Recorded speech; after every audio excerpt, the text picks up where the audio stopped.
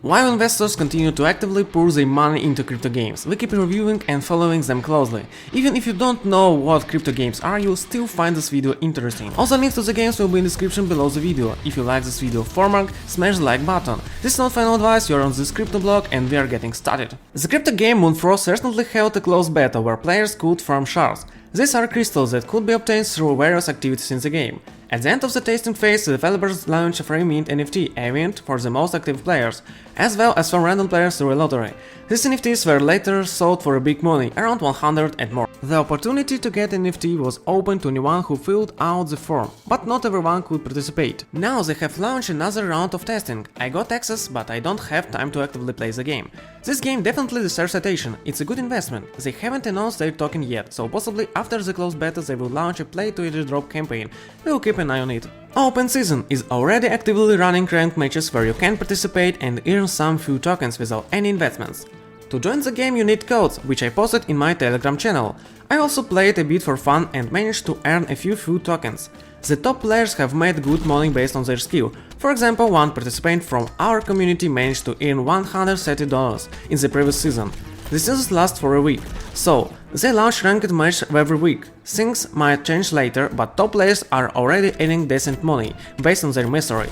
For instance, first place earn $500, second place $400, and so on. Ranked games are launched every day at the same time, which you can check on their website. They last for 1 hour. During this time you need to achieve a good KD ratio, meaning you should kill more enemies and die as little as possible. The higher your KD, the more XP you can earn, which determines your position on the leaderboard. There is also a separate article explaining how XP is calculated. Arbitrum officially wrote about this game, and as we know, Arbitrum plans to actively invest in and support games on their network. The game is still in the early stage of development. The developers are working hard on the project. I would like to point out that they are quick with updates and pay attention to every detail. For example, they have added real-time statistics on the website, showing all game reports and XP. One downside is that there are currently no European servers, which causes some lag in the game, but the developers have promised to add European servers soon. The backend successfully completed the first phase of its play to airdrop campaign, which saw participation from over 200,000 players. At the end of this phase, they held a successful sale of NFT passes, granting access to test new game features and earn tokens. I made an effort to complete all the dungeons, hoping to get an Arbitrum drop, but instead I managed to collect a lot of medallions of very rarity, including a couple of mythical. These medallions will be considered for the airdrop, so I will keep following the game and will later report on what can be earned from these medallions.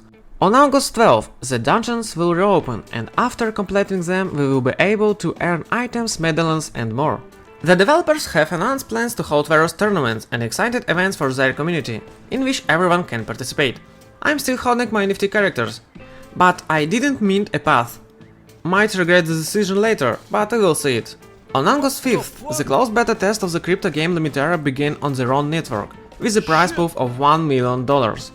A lot has changed in the game, like the quest. Now you can get quests with a Ron in reward.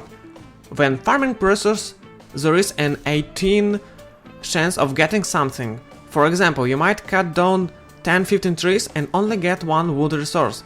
Of course, sometimes it drops earlier, but those are the odds. Many players have started complaining about the low drop rate, and it seems the developers have promised to increase the chance. From our CryptoCats guild, 20 active members got into the game. The developers are generously handing out VL spots, maybe because they anticipate that some players will drop out after releasing the low resource drop rate and the need for extensive grinding.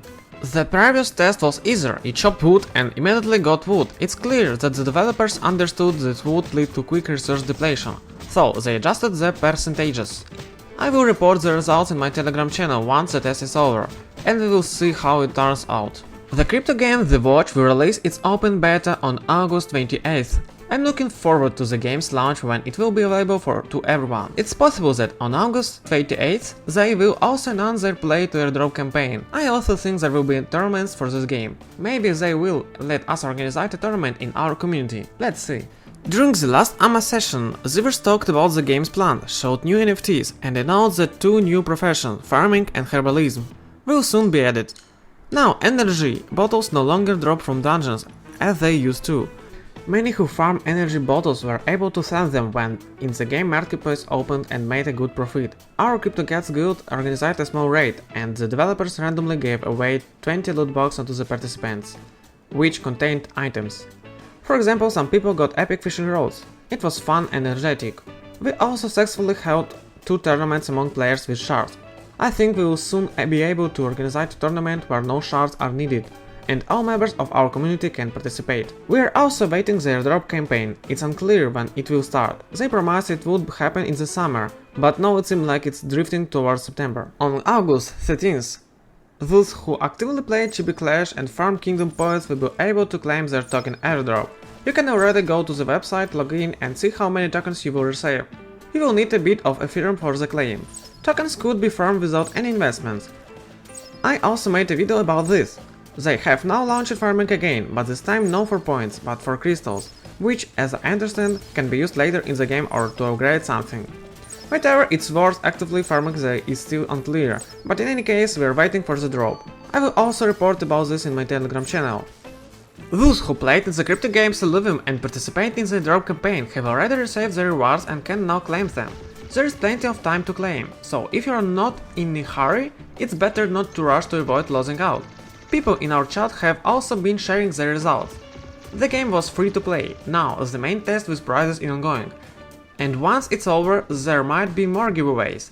I will keep an eye on this game. It's clear that the game was in development for a long time, the graphics are truly captivating, and you can spend hours just exploring the location and admiring their beauty.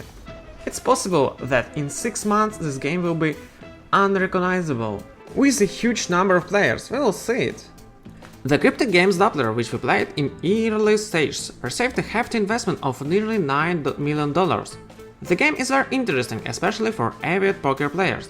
The first season has now started, and you can check out the document on their website that details the condition for the first season. Also, when the game was still in alpha, I was in touch with the developers and they wanted to organize a tournament within our community. I also mentioned this in my Telegram channel. In any case, this game is worth following. It might launch some airdrop campaigns and we will continue to monitor it.